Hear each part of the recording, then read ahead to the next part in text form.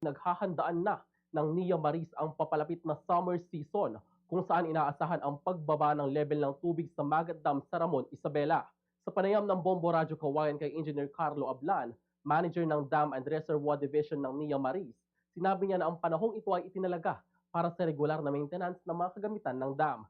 Sinabi niya na bahagi ito ng paghahanda para sa tag-init at upang matiyak ang maayos na operasyon ng dam para sa darating na irigasyon at water management period. Sa kasalukuyan, patuloy ang pagbaba ng water elevation ng Magat Dam at nasa humigit kumulang 1 metro na ang ibinaba ng elevation sa itinakdang rule curve. Ang rule curve ay ang pamantayan ng pinakamainam na level ng tubig para sa iba't ibang layunin tulad ng irigasyon, hydroelectric power generation at flood control. Dahil taon-taon nang nararanasan ang ganitong pagbaba ng level ng tubig, umaangkop na ang mga magsasaka sa Ramon at karatig na lugar na nagpapatubigan ng Nia Maris sa kanilang mga schedule ng pagtatanim. Kapag bumaba pa ang tubig para sa irigasyon, natural na sumusunod ang pag-aani, kaya hindi na gaanong kailangan ang karagdagang patubig. Ayon sa mga lokal na magsasaka, nakatutulong ito sa mas maayos na pamamahala ng tubig at mas efficient na production ng kanilang mga pananim. Itinakda naman ng cut-off sa patubig mula sa Magat Dam sa darating na ika-15 ng Marso at susunod na rito ang ilang karatig na irrigation canals.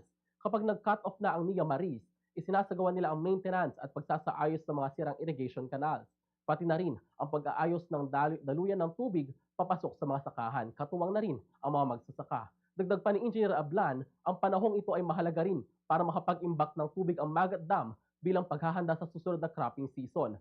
Sa kasalukuyan, wala pa namang plano ang Nia Maris na mag-request ng cloud seeding upang dagdagan ang supply ng tubig. Ganito ang bahagi ng pahayag ni Engineer Carlo Ablan. Then, sa ating mga magsasaka, huwag nating isang tabi yung pagtitipid pa rin ng tubig. Madami yung ating tubig pero kailangan din nating tipirin ito upang mayroon tayong matirang magamit din this coming tagulan since tagulan din naman this coming May, June, July. Ito yung second crop nga natin. At least kahit pa paano magtipid pa rin po tayo at this season. Sa Radyo Bombo!